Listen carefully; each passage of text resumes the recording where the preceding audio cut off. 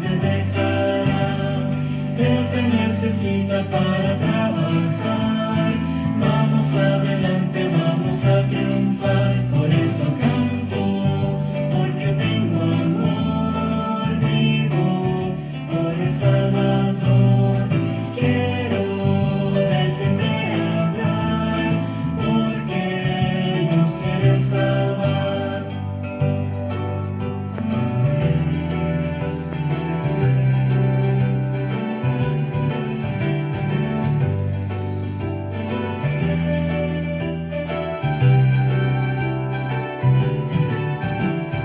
Canto de alegría porque tengo amor. Vivo cada día por el Salvador. Quiero a todo el mundo de siempre hablar, porque Cristo a todos nos quiere salvar. Por eso canto, porque tengo amor. Vivo por el Salvador.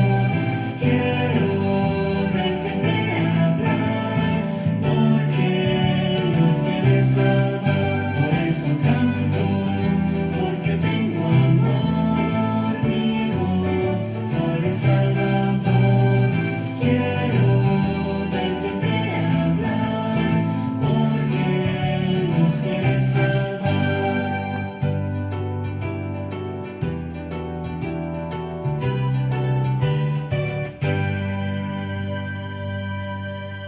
Ahora, oremos. Padre nuestro que está en el cielo, santificado sea tu nombre. Te damos las gracias por este día, Señor, esta noche que hemos pasado un buen día también. Bendice a la que está oyendo, el oyente de esta grabación o la muchacha que quiera aprender de su palabra, Señor, que le dé la sabiduría y el entendimiento para poder entender su palabra también. Oh Señor, que seas tú hablando a través de mí, no mis propias palabras, Padre. Vamos a encomendar a tu guía, Señor. Bendice a su familia, el que está oyendo, Señor. Bendice a su familia, a sus hijos, etcétera, Señor. Si usted necesita más si ellos necesitan ser sanos, si están enfermos, si están pasando por una crisis, Señor, yo pido por sus familias, Señor. Bendice a nuestras amistades, nuestros amigos y nuestros enemigos también, porque también tu palabra dice que debemos de orar los unos por nosotros, incluyendo también perdonarnos los unos con los otros y orar por nuestros peores enemigos también. En el nombre de Cristo Jesús te lo pedimos. Amén. Gracias por estar con nosotros en esta noche. Vamos a iniciar ya con el estudio bíblico de esta noche. Dios te bendiga. Ahora vamos a estudiar de la misma serie de las buenas nuevas, ¿verdad? Que este estudio es una vez por semana, en vez de 2 veces por semana, depende. Vamos a comenzar, el nombre del tema de ahora es el Cristo verdadero y su falsificación. El Cristo verdadero y su falsificación. ¿Ok? Vamos a leer. Dice, creía que solo había un Cristo, dice. ¿Creías tú que solamente existía un Cristo entre todas las iglesias en general?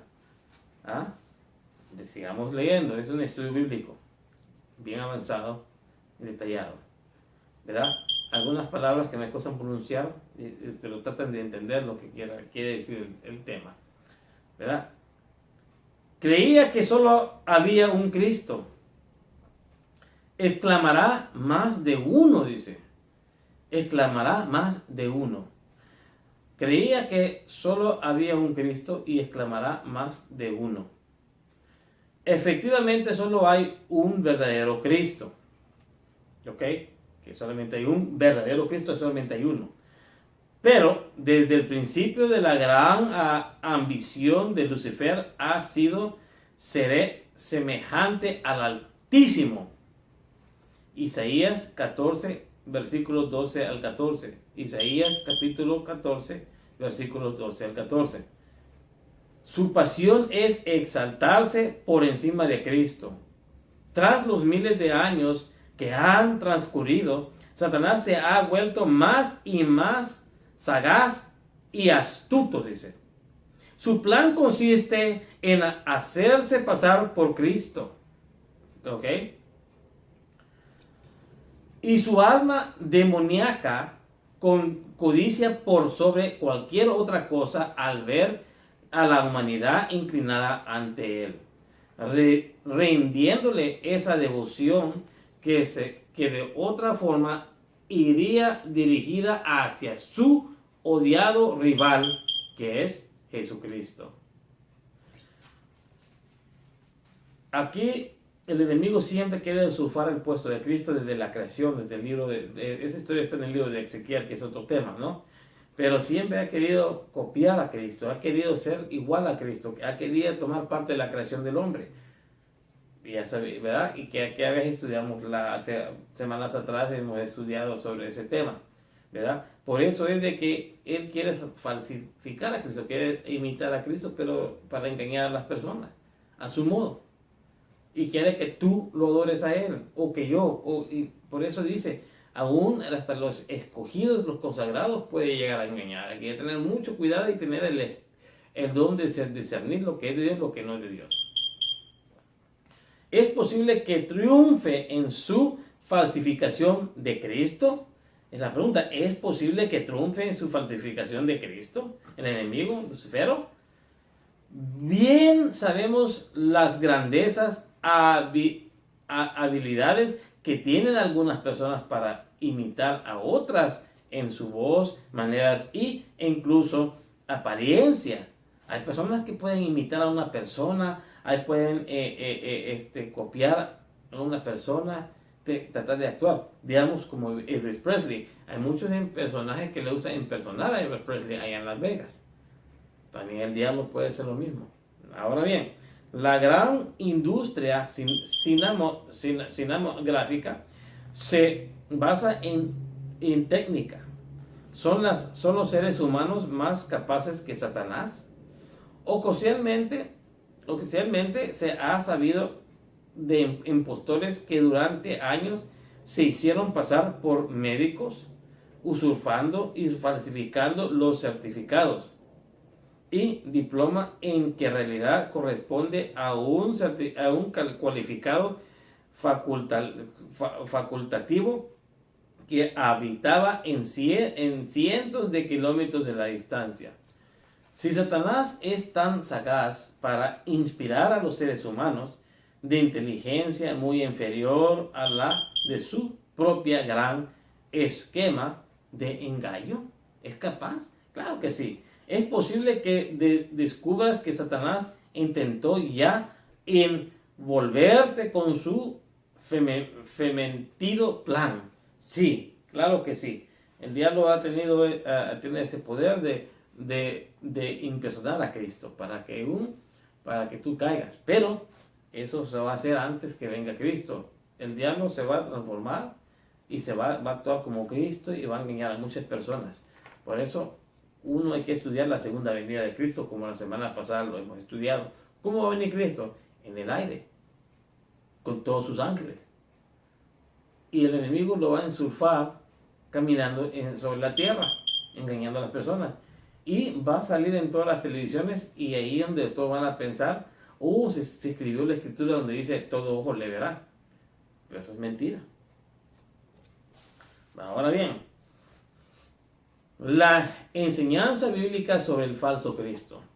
La enseñanza bíblica sobre el falso Cristo. Vamos a leer, yo voy a leer parte del versículo y usted tome nota, por favor, ¿ok? Y la pregunta es esta. La pregunta número 1. ¿Está Satanás teniendo ya éxito en su falsificación de Cristo? Otra vez la respuesta. ¿Está Satanás teniendo ya éxito en su falsificación de Cristo? En el libro de 1 de Juan, capítulo 2, versículo 18, en 1 de Juan, capítulo 2, 18, dice parte del versículo, esta es la respuesta. La respuesta es esta. Ahora han surgido muchos anticristos. Por esto conocemos que es el último tiempo. Así es como se describe en los últimos tiempos, porque la Biblia dice en Mateo 24 que vendrán falsos cristos y que van a querer engañar aún a los escogidos, y ahí es la señal de los últimos días, ¿verdad? Aquí dice, y ahí hay muchos que dicen que es Cristo y no lo son humanos como tú y yo. Yo conocí a uno en un parque que me dijo que era Cristo y que el Nuevo Testamento no es válido, que es solamente el Viejo, porque Él ya está aquí, que Él es el Cristo. Estaba medio chiflado y era un hermano coreano que pensaba que era el Mesías. Hay que tener cuidado, hermano, hay que tener mucho cuidado con esto. Hay muchos falsos. Y si han habido en la historia, si miras en Google, hay varios falsos cristos que dicen que Él es el Cristo. Y aquí está la respuesta. Por eso dice, ahora han surgido muchos anticristos, por esto conocemos que es el último tiempo, los últimos tiempos, los últimos días. Ahora bien, en la idioma original que se fue escrito el Nuevo Testamento griego, anticristo significa alguien que suplanta a Cristo, dado que nadie puede tomar realmente su lugar y se trata de falsos cristos.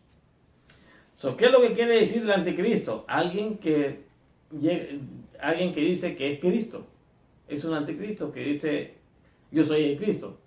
Si yo digo que yo soy Cristo, yo soy un anticristo automáticamente, ¿verdad? ¿Por qué? Porque quiere usurpar el puesto de Cristo, quiere agarrar el papel de Cristo. El diablo desde el principio hace eso. Número 2. ¿Qué acontecimiento predijo Jesús a fin de advertir a su pueblo contra el engaño? ¿Qué acontecimiento predijo Jesús a fin de admitir a su pueblo contra el engaño? Pregunta otra vez. Tomen nota, por favor. ¿Qué acontecimiento predijo Jesús a fin de advertir a su pueblo contra el engaño? En el libro de Mateo, capítulo 24, versículo 5, 23 y el 24. Mateo, capítulo 24, versículos 5, versículos 23 y 24. La respuesta es esta. ¿Se levantarán qué? Falsos cristos y falsos profetas. Ese es la advertencia que nos hace el Señor Jesús, que tengamos cuidado porque se van a levantar falsos cristos y falsos profetas. Número 3. ¿Cuál es la gran obra de Satanás? ¿Cuál es la gran obra de Satanás? Apocalipsis capítulo 20 y versículos 8 y 10 nos dice en la respuesta, dice así.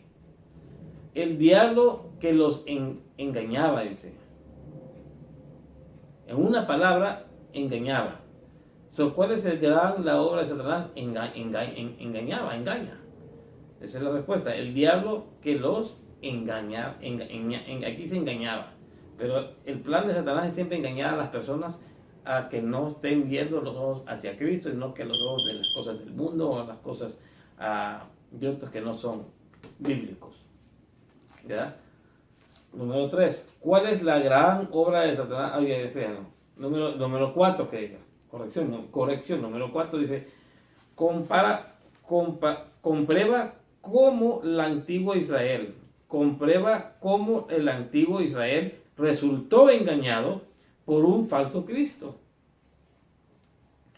Otra vez, comprueba cómo el antiguo Israel resultó engañado por un falso Cristo, a quien adoraron en los días de Elías. Comprueba cómo comprueba cómo el antiguo Israel resultó engañado por un falso Cristo, aunque a quien adoraba en los días de Elías.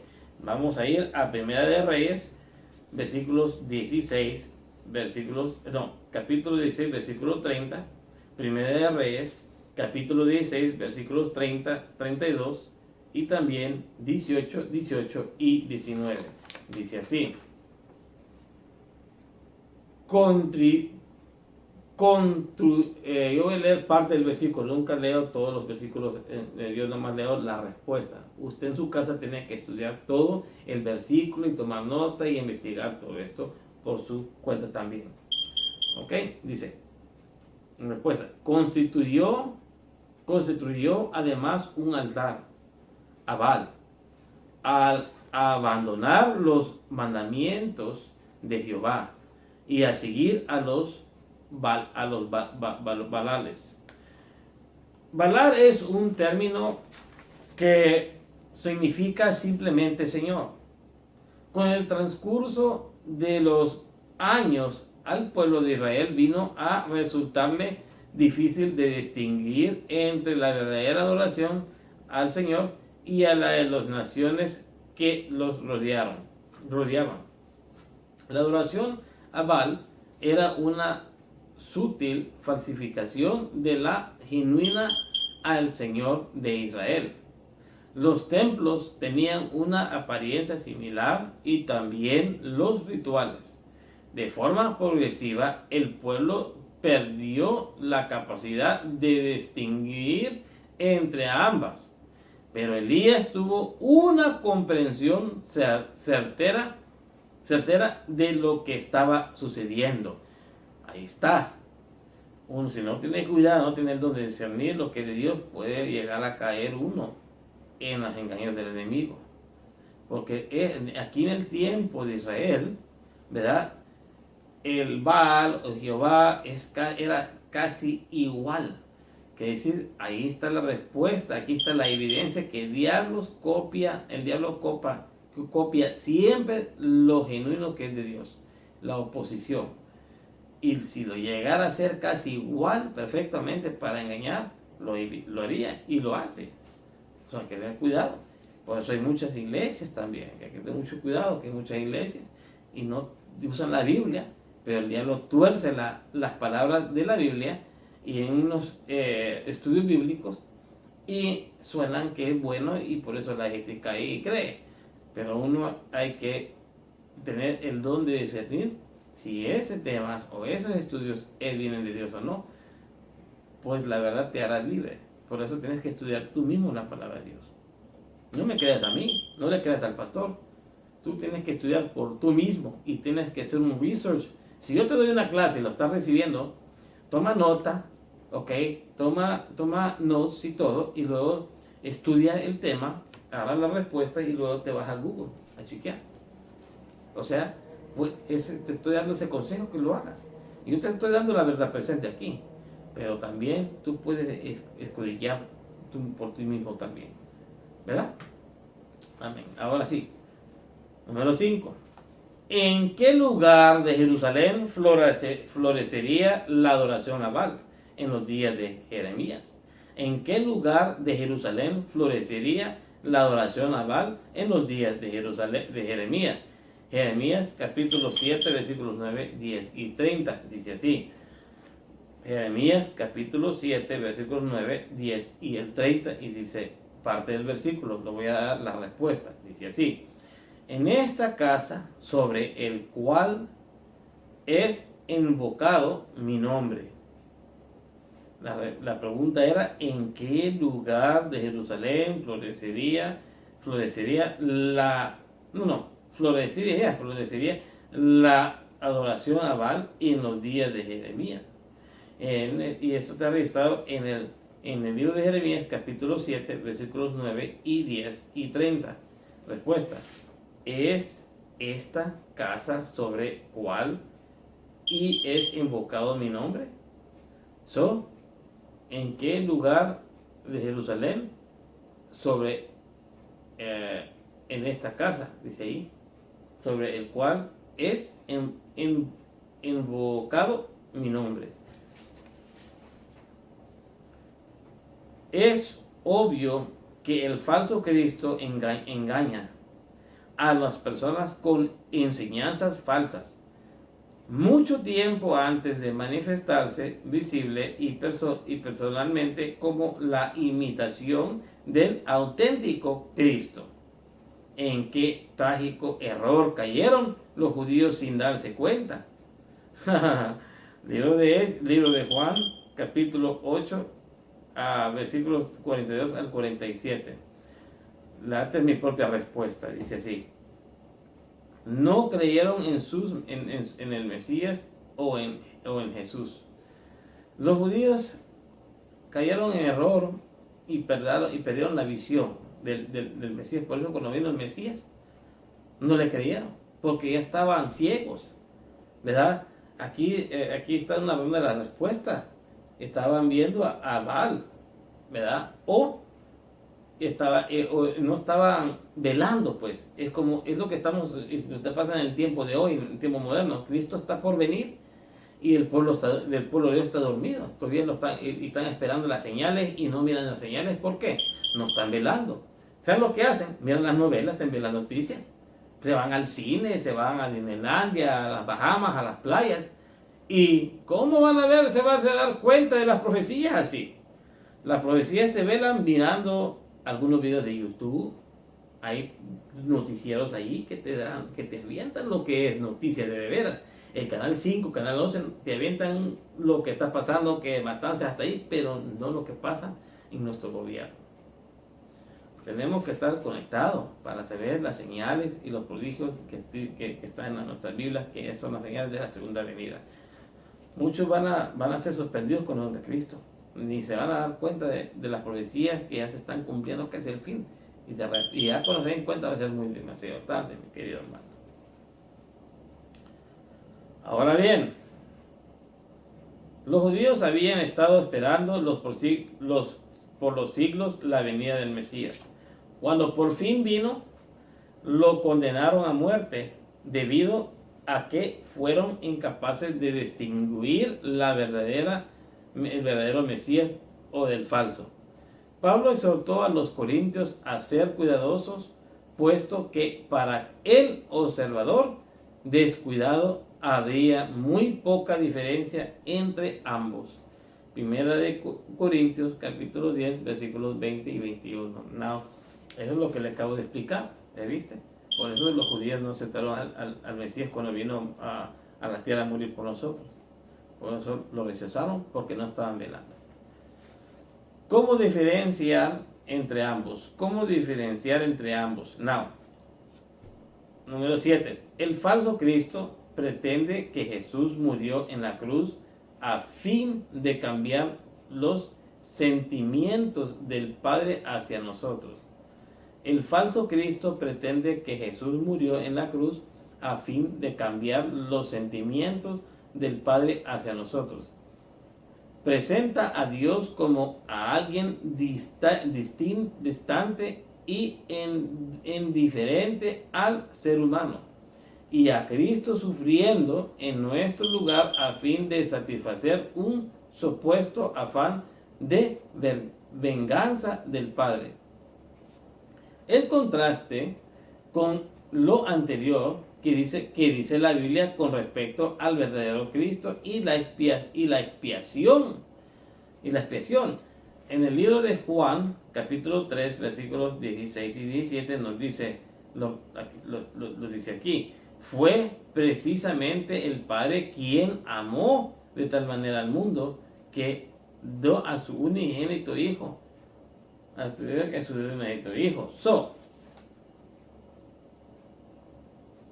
Fue precisamente el Padre quien amó de tal manera al mundo que ha dado a su Hijo unigénito para que todos que en Él crean no se pierdan, mas tengan la vida eterna. En este gran sacrificio no fue hecho para crear amor en Él. En este gran sacrificio no fue hecho para crear amor en el corazón del Padre hacia el hombre, ni para moverle a salvarnos. No. Porque de tal manera amó Dios al mundo que dio a su Hijo unigénito. Y si el Padre nos ama tanto, no es a causa de la gran proposición, sino que Él proveyó la proposición porque los ama, dice. Cristo fue el medio por cual el Padre pudo derramar su amor infinito sobre su mundo caído. Dios estaba en ¿qué? En Cristo reconciliando consigo mismo al mundo. Dios sufrió con su Hijo en la agonía del Getsemaní a la muerte del Calvario. El corazón de amor infinito pagó el precio de nuestras redenciones. Ahora bien, número 8. El falso Cristo no puede ser tentado como somos nosotros. El falso Cristo no puede ser tentado como los somos nosotros, siendo así ajeno a nuestros más profundos sentimientos. Se lo representa tomando a un tipo de naturaleza humana diferente a los que somos, a lo que nosotros poseemos. De esa forma, el falso Cristo es incapaz de salvarnos de nuestros pecados. Nos perdona, pero solo al sentido de que nos disculpa mientras continuamos en nuestros pecados. Por contraste, ¿qué tipo de naturaleza humana tomó el verdadero Cristo? Vamos a ir a Juan capítulo 2 versículo 7 y Romanos 8, 3 y 4 y voy a leer solamente la respuesta. Aquí está, dice así: muchos engañadores han salido por el mundo que no confiesan que Jesucristo ha venido en carne. ¿Quién esto hace el engañador y el anticristo? Dios envió a su Hijo semejante en carne de pecado. Ahí está la respuesta, ¿verdad? Ahora la número 9. ¿Cuán plenamente fue Cristo tentado como nosotros? ¿Cuán plenamente fue Cristo tentado como nosotros? En el libro de Hebreos, capítulo 4, versículo 15, nos dice de esta forma: no tenemos un sumo sacerdote que no pueda compadecerse de nuestras debilidades, sino uno que fue tentado en todo, según nuestra semejanza, pero sin pecado. O sea que Cristo fue tentado en todo, pero no pecó. ¿Por qué? Porque escogió no pecar. Por eso, un falso Cristo no puede llegar a ser así. Un falso Cristo siempre hay error y tienes que detectarlo. Aunque hable bien y todo, debe de observarlo y tener discernimiento para discernir lo que es de Dios, lo que no es de Dios. También un falso Cristo no va a decir que el día séptimo es el día de reposo, sino que el falso Cristo va a decir que es domingo, el día del sol, ¿verdad? Hay que tener mucho cuidado. Todo lo que la Biblia habla, el falso Cristo o el anticristo, lo que sea, siempre va a lo contrario, ¿verdad? Algunos pueden decir que es sábado, pero decir Cristo para engañarte. Pues hay que tener también cuidado con eso. Cristo no va a venir a aparecerse contigo a tu casa ni te va a tocar por tu casa. Aquí estoy, ya vine, ya prepárate, te llevo al cielo. No, Cristo va a venir como dice la Escritura, que va a venir como relámpago del occidente en todo el planeta. O sea, que Cristo va a venir y todo ojo lo va a ver primero. Todo ojo lo vamos a ver en todo el mundo al mismo tiempo. No en México, en la televisión, y luego en Estados Unidos en diferentes tiempos. No. Cristo va a venir y todo ojo le verá al mismo tiempo. Así es Cristo. Cristo es omnisciente, como Dios es omnisciente, ¿verdad? Si Dios aparece aquí, va a aparecer y todos lo van a ver. El mundo está así redondo, ¿ves? Él tiene poder aparecerse al mismo tiempo en todo lugar. El enemigo no tiene ese poder.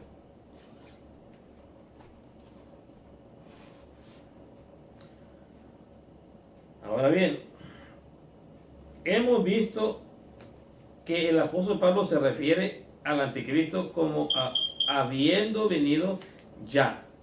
Aunque tenemos un ejemplo de cómo un Cristo que no tomó realmente nuestra carne oscurece la verdad de la salvación mediante esa falsa doctrina sobre la persona de Jesús. Ahora, considera la doctrina de la Inmaculada Concepción, proclamada como dogma por el Papa Pío XI en 1854. es un palo y un X, número romano, que me puede, a mí no sé leer los números romanos. Daremos citas de la publicación católica The Sign, August 1941.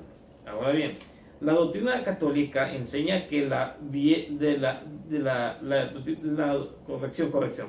La doctrina católica enseña que la bienaventurada Virgen María no solo fue concebida inmaculada, es decir, sin la menor mancha de pecado original, sino que además estuvo libre de cometer ni a un solo pecado en todo el curso de su vida. Ni un soplo de pecado mancilló jamás la pureza de su alma. No solo no tuvo pecado original o actual, sino que en cierto sentido era incapaz de pecar debido a un privilegio especial. Ahí está bien explicado lo que es la Madre de Jesús. De esa forma, el Cristo de la creencia popular oficial católica nació heredando esa misma carne excepcional de la Virgen María, una naturaleza humana apartada y diferente de la nuestra. Fulton Sheen, un famoso telepredicador católico, explica por qué el dogma de la Inmaculada Concepción de María es tan imprescindible para el Cristo popular católico. Fulton Sheen es incapaz de comprender cómo es que el Salvador pudo venir tal como Pablo afirma. Es semejante de carne de pecado, sin sucumbir víctima de la tentación. Su equivocada idea es el resultado de no comprender la verdadera bíblica de la salvación por la fe. Esto es lo que afirma Sheen. Si la infinita pureza hubiera escogido cualquier otra puerta de entrada a la humanidad distinta de la pureza humana, la inmaculada naturaleza de María habría ocasionado una tremenda dificultad, que es la de cómo podía Cristo estar libre de pecado, naciendo de una humanidad cargada de pecado. Si el pincel que sumergimos en pintura negra se vuelve negro, y si los vestidos toman el color de tinte que los cubre, ¿acaso el Cristo, los ojos del mundo, no habría participado también de la culpabilidad que toda la humanidad comparte? Si vino a este mundo en el trigal de la debilidad moral, habría tenido ciertamente alguna paja adherida a las vestiduras de su naturaleza humana. Ahí está bien explicado lo que es el dogma, Eso es algo diferente, es copia, ¿verdad?, de lo que está escrito en la Biblia. Ahora sí, en esta lección hemos visto cómo el Cristo verdadero nació de una humanidad cargada de pecado y sin embargo nunca pecó. Cómo ese pincel se sumergió a la pintura negra sin contaminarse jamás de nuestro pecado, cómo sus vestiduras fueron cubiertas por nuestro tinte humano sin tomar nunca el color de nuestro pecado, cómo pasó por el trigal de la debilidad moral sin que se pegara impureza alguna y las vestiduras de su naturaleza humana. Es verdad de la victoria de Cristo en nuestra naturaleza, es la gloriosa enseñanza del Nuevo Testamento llamado rectitud o justicia por la fe. Número 11. La idea de que Cristo le fue imposible pecar y no tiene base en la Biblia. Si la idea de que Cristo le fuera imposible pecar no tiene base en la Biblia. Si tal fuera el caso, ¿cómo hubiera podido ser realmente tentado? ¿Cuán credamente sufrió Cristo la tentación? Hebreos capítulo 5 versículos 7 a 9 y Lucas capítulo 22 versículos 44, y dice así parte de los versículos. Dice: Cristo ruego que con gran clamor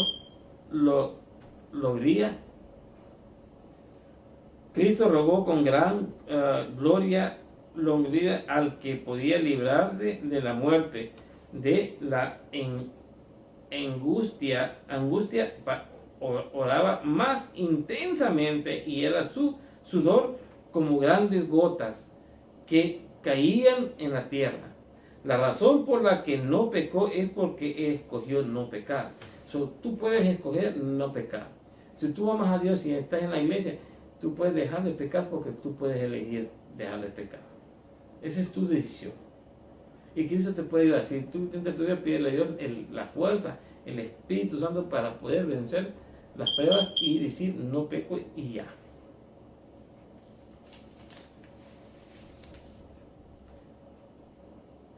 Dice, número 12, ¿qué muestra a que nuestro Salvador conoció el mismo conflicto constante que nos enfrentamos nosotros, siendo constantemente victoriosos sobre el yo? ¿Qué muestra que nuestro Salvador conoció el mismo conflicto constante al que nos enfrentamos nosotros, siendo constantemente victoriosos sobre el yo? El yo. En el libro de Juan, capítulo 5, versículos 30, relacionado con Juan, capítulo 6, versículo 38, dice así, parte del versículo. Ustedes tomen nota y estudien después con despacio todo lo que han tomado nota en su papel. No busco mi voluntad, sino la voluntad de ¿quién? De mi Padre, que es Dios. Esa es la oración de Cristo. Número 13. Qué gloriosas, buenas nuevas nos trae el Evangelio. Qué gloriosas, buenas nuevas nos trae el Evangelio. En el libro de Hebreos, capítulo 7, versículo 25, parte de los versículos que voy a leer y voy a compartir, ese dice así: por eso puede también salvar perpetuamente a los que por él se acercan a Dios, viviendo siempre para interceder por ellos. La tentación es resistida cuando el hombre es poderosamente influenciado a cometer la acción incorrecta, y habiendo que puede hacerla, resiste por la fe y aferrándose con firmeza el poder divino.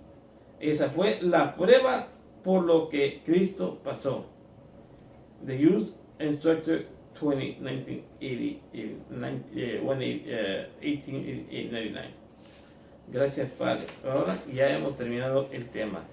Ya hemos estudiado de cuáles son los diferentes Cristos, uno en la Biblia y otros que son de la Iglesia de Roma.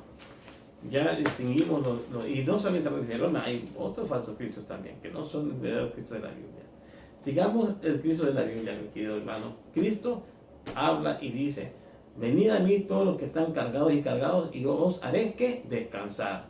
Ese versículo es: cuando tú estás cansado del mundo, tú estás cansado de todo, tú puedes venir a Él y Él te puede dar paz en tu corazón, siempre y cuando tú lo aceptes como su verdadero Salvador personal.